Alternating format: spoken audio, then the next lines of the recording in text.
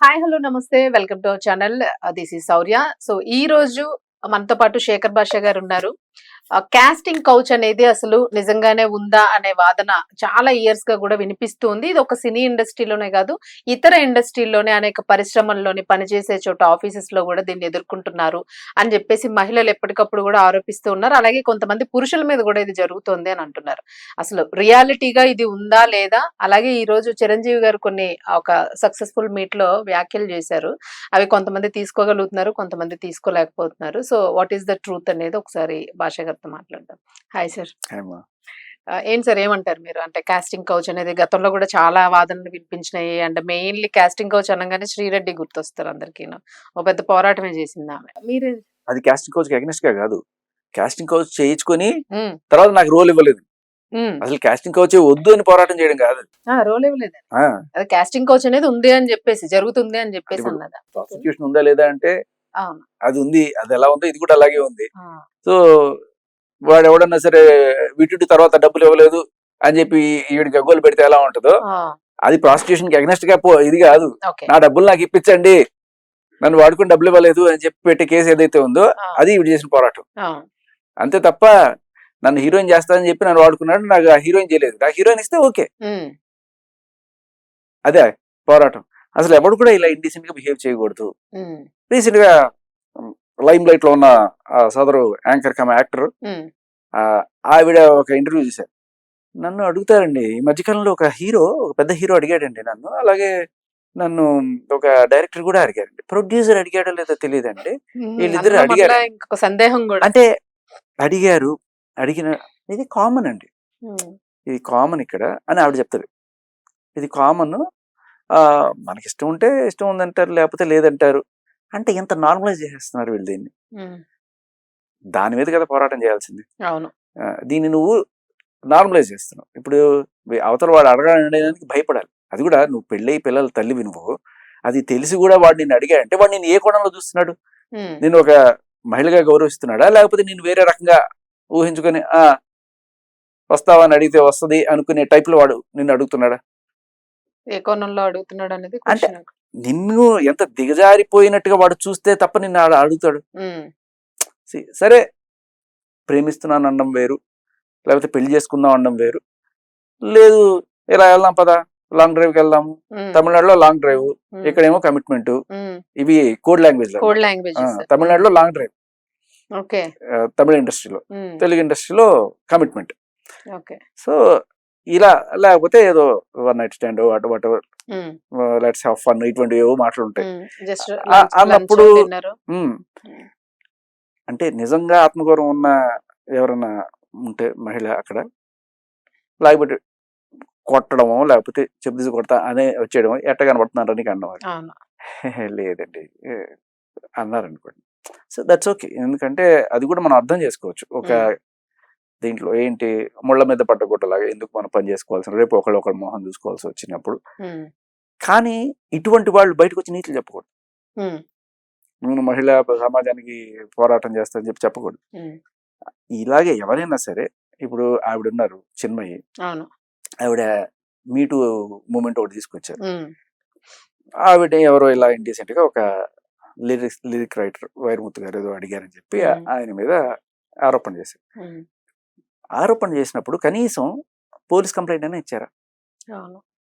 ఇలా ఈవిడ దగ్గర 100 మంది చేశారు చెప్పి కనీసం ఒక పోలీస్ కంప్లైంట్ అయినా ఇచ్చారు. అంటే సార్ ఇలా చేశారు అంటే అది కూడా ఒక హైప్ కోసం చెప్పుకోవడమా, లేకపోతే ఏంటి? అది నేను చెప్పలేను. కానీ ఒకవేళ నిజంగా నీకు ఈ సమస్య మీద చిత్తశుద్ధి ఉండి పోరాడాలంటే కనీసం వెళ్ళి పోలీస్ కంప్లైంట్ ఇచ్చావా, ఇలా జరిగింది, ఇలా అడుగుతున్నారు అని చెప్పి. ఆధారాలు లేకపోయినా పర్లా, కనీసం పోలీస్ కంప్లైంట్. ఇవాళ రేపట్లో ఎట్లా ఉందంటే పోలీస్ సిస్టము, ఆధారాలు కావాలంటే తర్వాత, ఫస్ట్ అయితే కేసు అవుతుంది, తర్వాత విషయం తర్వాత. ఇది చేయడం మానేసి చాలా మంది ఉన్నవాళ్ళు ఇక్కడ ఇలా కొంతమంది అడిగినప్పుడు నిజంగా నిన్ను అవమానించినట్టు. ఇప్పుడు సరే నువ్వు పెళ్లి కాని అమ్మాయి అనుకో, ఎవరైనా అడిగారంటే సరే వెళ్దాం లాంగ్ డ్రైవ్కి వెళ్దాం ఇట్లా అడిగినప్పుడు సరే మేబీ దాంట్లో వాళ్ళు they will get to know each other. అవతల పక్క వాడు కూడా పెళ్లి కాని వాడు అయ్యి ఉంటే, ఒకవేళ పెళ్ళైన డైరెక్టర్ పెళ్ళైన హీరోను నిన్ను అడిగాయంటే దాని అర్థం ఏంటి, వేరే రకంగా నేను అనుకున్నాడు. అలా కాకుండా ఒక పెళ్లి కాని డైరెక్టర్, పెళ్లి కాని ప్రొడ్యూసరు, హీరోను, ఒక పెళ్లి కాని అమ్మాయిని అలా సరే మనం బయటకు వెళ్దాం, సరదాగా సినిమాకి వెళ్దాం ఎక్కడికన్నా అనుకో, సరే వెళ్ళినా కూడా they'll get to know each other. ఒకవేళ నచ్చితే ఇద్దరు పెళ్లి చేసుకుంటారు, what ever, on good note. ఒక పెళ్ళైన హీరో కానీ లేకపోతే ఈవిడికైనా సరే పెళ్ళి అంటే ఇలా అడగడం అనేది ఖచ్చితంగా ఒక ఇండీసెంట్ ప్రపోజల్. చాలా చిల్లరగా అవతల వాళ్ళని చూసినట్టు. అవును నీ మీద వాళ్ళకున్న ఒపీనియన్ ఏంటంటే నువ్వు అది అవును అలా డిసైడ్ అవ్వచ్చు. అది నిన్ను డైరెక్ట్ గా ఎవరన్నా ఇదే మాట అంటే నువ్వు ఎంత హర్ట్ అవుతావో, అది డైరెక్ట్ వస్తావని అడిగినట్టే కదా. అంతే అంతే. ఎంత చిల్లర అది. అవును. నాకు తెలిసిన అమ్మాయిలమ్మ కొంతమంది ఇండస్ట్రీలో చాలా అందగత్తెలు, వాళ్ళు అంటే ఒక కొన్ని ఆడిషన్స్కి వెళ్ళినప్పుడు కమిట్మెంట్ ఇట్లాంటి మాటలు మాట్లాడినప్పుడు అక్కడ ఆన్ ద స్పాట్ ఆవిడ చెప్పు తీసుకు కొడతా అని చెప్పి వచ్చింది. ఓకే, మీరు చూసారు అట్లాంటి సన్నివేశాలు? తను చెప్పింది నాకు, నేను చూడలే. ఓకే, వాళ్ళు చెప్పిన అమ్మాయి డైరెక్ట్ గా అమ్మాయి చెప్పింది నాకు. రెస్పెక్ట్ అటెండ్ వాళ్ళకి, నిజం చెప్తున్నాను కదా, హ్యాట్స్ ఆఫ్. అలా ఉండాలి. చిరంజీవి గారు కూడా చెప్పేది అదే, ఇలా ఉండండి, ప్రొఫెషనల్ గా ఉండండి. ఎవడన్నా అడగాలంటే ఫస్ట్ భయం వేయాలి. అవును. కానీ వీళ్ళకి ఏంటంటే ఇటువంటి వాళ్ళు ఎవరైతే ఉన్నారో, లేదులేండి సార్ ఇప్పుడు కాదు సార్, లేదు సార్ నేను కొంచెం బిజీ, అంటే వీళ్ళకి అవకాశం కావాలి అట్లా అని. ఇటువంటి వాళ్ళు ఎవరైతే ఉంటారో దీన్ని తప్పు కాదు అన్న కోణంలో తీసుకెళ్లే వాళ్ళు మహిళలు ఎవరైతే ఉంటారో వాళ్ళ వల్ల ఈ వీళ్ళకి ధైర్యం వస్తుంది. అవును, వీళ్ళు అడుగుతారు. నిజమైన అమ్మాయిలు ఎవరైతే నికార్సైన అమ్మాయిలు ఉంటారో వాళ్ళు ఇటువంటి ప్రాబ్లమ్స్ ఫేస్ చేయడానికి కారణం ఏంటంటే వాళ్ళు ఒక రాయేస్తారు, వీళ్ళు అంటారు. వీళ్ళు కొంతమంది అడిగితే కాదనకుండా అనే వాళ్ళు, అడిగితే వెళ్ళేవాళ్ళు, లేకపోతే అడగకుండా మేమే వస్తాం అని చెప్పి వెళ్ళేవాళ్ళు, 3 రకాలుగా ఉంటారు. అలా కాకుండా మిరపకాయలాగా అడిగిన వెంటనే లెఫ్ట్ అండ్ రైట్ ఇచ్చి వచ్చేసేవాళ్ళు ఉంటారు. వీళ్ళకి ఎందుకు ప్రాబ్లం వస్తుందంటే వీళ్ళ వల్లే వస్తుంది, క్లియర్ కట్. లేకపోతే మామూలుగా ఒక మామూలు మగాడికి ఇట్లా డైరెక్ట్ గా వెళ్ళి ఒక అమ్మాయిని వస్తావా అని అడిగేంత ధైర్యం ఎవరికి ఉంటుంది? చెప్పు తీసుకొడతారు ఎవరైనా. ఇట్లాంటి వీళ్ళు రుచి చూసారు కాబట్టి ఈ ఇండస్ట్రీలో ఇదంతా కామన్ అండి 4 సార్లు చెప్పి నార్మలైజ్ చేసేయడం వల్ల నిజంగా ఎవరైనా వద్దాం అనుకుంటుంటే వాళ్ళకి ఇబ్బంది జరుగుతుంది. వాళ్ళ ఈ పాపం వీళ్ళదంతా వీళ్ళది కూడా అంతే. వీళ్ళు చిరంజీవి గారు చెప్పిన అబ్సల్యూట్ వాస్తవం. ప్రొఫెషనల్ గా నీ బిహేవియర్ ని బట్టి ఎవడు నీ దగ్గర రాడు. నువ్వే కొంచెం ఆ టైప్ లో బిహేవ్ చేయడమో లేకపోతే ఆ టైప్ లో డ్రెస్సింగ్, దీనివల్ల కొన్నిసార్లు వాళ్ళని ఆ రకంగా అడిగేట్టు చేస్తుంది. ఆయన చెప్పిన మాట నిజంగా అర్థం చేసుకోవాలి. మళ్ళీ చాలా క్లియర్ కట్ గా నీ బిహేవియరే అది అట్రాక్ట్ చేస్తుంది. చాలా సార్లు ధైర్యం చేయరు. అమ్మో ఈవెంట్ మనం అడగలేము ఇటువంటి అనుకుంటా. చాలా మంది అంటే మనకి ఇండస్ట్రీలో చూసుకుంటే మనం భానుమతి గారిని తీసుకుంటాం, చాలా స్ట్రిక్ట్ ఉంటారు ఆవిడ, అసలు లెజెండ్ అని చెప్పేసి. సో ఈ విషయంలోనే చాలా స్ట్రాంగ్ అని చెప్పేసి. ఈ మధ్య కాలంలో మనకి కాస్టింగ్ కౌచ్ గురించి వచ్చిన తర్వాత చాలా మంది హీరోయిన్స్ లైక్ కామని గారు కానివ్వండి, తర్వాత మనకి విజయలక్ష్మి గారు, విజయలలిత గారు ఉన్నారు. ఆవిడైతే డైరెక్ట్ గా ఒప్పేసుకున్నారు కూడా, జరిగినాయి ఇట్లా ఛాన్సెస్ వచ్చినాయి, తప్పలేదు, మేము చేయాల్సి వచ్చింది అని ఆవిడ కూడా నెంబర్ ఆఫ్ మూవీస్ లో చేశారు. సో అంటే కాస్టింగ్ కౌచ్ అనేది ఉంది, జరుగుతుంది. బట్ మీరు చెప్పేది ఏంటంటే స్టాండర్డ్ గా సాలిడ్ చేయమన్నాడమ్మా. అడిగినప్పుడు లెఫ్ట్ అండ్ రైట్ ఇచ్చేసి బయటకు వచ్చి మీడియాలో పేరు కూడా చెప్పేసేయండి. అది మీరు చెప్పింది వ్యాలిడ్ పాయింట్.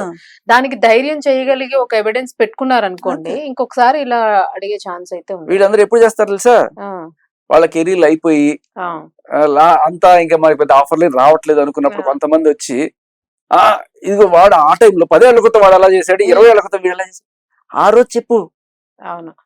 అప్పుడు డబ్బులు కావాలి, అప్పుడు క్యారెక్టర్లు కావాలి, అంతా సంపాదించిన తర్వాత ఇప్పుడు ఫ్లాష్ బ్యాక్ లో గుర్తొచ్చినట్టు అన్ని ఇప్పుడు బయటపడ్డ వాళ్ళ ఉపయోగం ఏమిటి? అన్నీ అయిపోయి అప్పుడు అడిగాడు చెడామడ ఇచ్చేసా అని చెప్తే ఎవరు చూసింది, ఎవరు నమ్మేది? చెడామడ ఇచ్చారు కాదు, చక్కగా అన్ని ఒప్పుకున్నవే ఉన్నాయి కదా.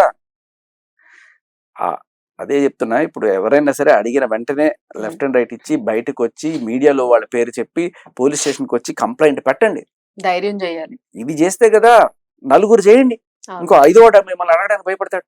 మీ వల్ల సొసైటీ మారుతుంది. అలా కాకుండా మనకి ఇదే కావాలి, ఇదే జీవితం అనుకుంటే ఇంకా ఇదే రొచ్చుల పడి బాలాడుతూ ఉంటారు అంతే. సార్ ఇప్పుడు సినీ ఇండస్ట్రీ అనే కాదు, జనరల్ గా ఆఫీస్ అట్మాస్ఫియర్స్, ఐటీ కంపెనీస్ కానీ ఎనీ వర్కింగ్ ప్లేస్ లో, సో ఆడవాళ్ళే కాదు మగవాళ్ళు కూడా కొన్ని ఇట్లాంటి వాటికి ఆరోపణలు వస్తున్నాయి. అసలు ఈ మధ్య కాలంలో లవ్ అటువంటి ఉంటాయి తప్ప ఒక బాస్ తన అమ్మాయిని అడ్వాంటేజ్ గా తీసుకొని నీకేదో ప్రమోషన్ ఇస్తాను, జీతం పెంచుతాను అని చెప్పి చేయడం అనేది ఆల్మోస్ట్ ఇంపాసిబుల్. ఎందుకంటే మీరు ఏ ఉద్యోగంలో అయినా సరే ఇవాళ ఒక అమ్మాయి కానీ అబ్బాయి కానీ చేరుతున్నారంటే ఫస్ట్ వాళ్ళకి ఉద్యోగంలో స్కిల్స్ కన్నా నేర్పించేది POSH, prevention of sexual harassment at work place. ఈ లాస్ ఈ ఇండస్ట్రీలో కాదు, ఇట్లాంటివి కాదు. ఇండస్ట్రీ అనేది ఒక కంపెనీ కూడా కాదు, ఇది ఒక సెపరేట్ సెక్షన్ అంతే. ఇక్కడ అనార్గనైజ్డ్ సెక్టర్ ఇది. అవును. బట్ నాకు తెలిసిన పెద్ద కంపెనీలో ఎవరైనా వెళ్తున్నారంటే అస్సలు సమస్య లేదు. చిన్న తేడా వచ్చినా కూడా వాడు ఉద్యోగం పోతుంది. సో కాబట్టి ఎవడు కూడా ఎటువంటి చేయడు. వాళ్ళు ఫస్ట్ నేర్పించేదే ఇవి. ఫస్ట్ వీక్ లో ఈ ట్రైనింగ్ ఉంటది. అందరూ కూడా ఒళ్ళు దగ్గర పెట్టుకొని పని చేస్తున్నారు. ఎవడు కూడా ఎవరికి లవ్ ఉండొచ్చు, లవ్ ఉండొచ్చు, పెళ్లి చేసుకుందాం అనుకోవచ్చు. సో కానీ కొన్నిసార్లు దీంట్లో రివర్స్ కేటగిరీ ఉంటుంది. ఇప్పుడు చిరంజీవి గారు చెప్పింది అబ్జల్యూట్లీ ట్రూ. ఎవరు వాళ్ళందరికి వాళ్ళకి వచ్చి అడగరు. కానీ ఈఎంఐ వెళ్ళిపోయి వాళ్ళని కొంచెం ఇంప్రెస్ చేసి లవ్ అన్నట్టుగా తిరిగి తర్వాత కొన్ని ఫోటోలు గిట్టోలు పెట్టుకొని ఇప్పుడు నన్ను ప్రమోట్ చేస్తావా లేకపోతే నేను వెళ్ళి మీద కేసు పెట్టినా, సాక్ష్యాలు ఉన్నాయి కదా పెరిగినట్టు, అడిగినట్టు కాదు సాక్ష్యాలు అక్కర్లా, ప్రైమా ఫేసి అంటారు దీన్ని, అది పెట్టుకుని చేసేవాళ్ళు, ఇలాంటివి చేసేవాళ్ళు ఉన్నారు. ఈ కేసెస్ వస్తూ ఉన్నాయి మనం చూస్తాం. కానీ ఇక్కడ కూడా అగైన్ ఇటువంటివి కనుక పెరిగితే రేపు అమ్మాయిల్ని వర్క్ ఫోర్స్ లోకి తీసుకోవాలంటే భయపడే సంస్థలు కూడా ఉంటాయి. ఒకటి ఎక్స్పీరియన్స్ జరిగింది అనుకోండి, ఆ బాస్కో లేకపోతే ఎవరికైనా సరే, అమ్మో వద్దురా బాబు వీళ్ళు అనవసరంగా మన మీద కేసులు పెడతారు, ఆ భయం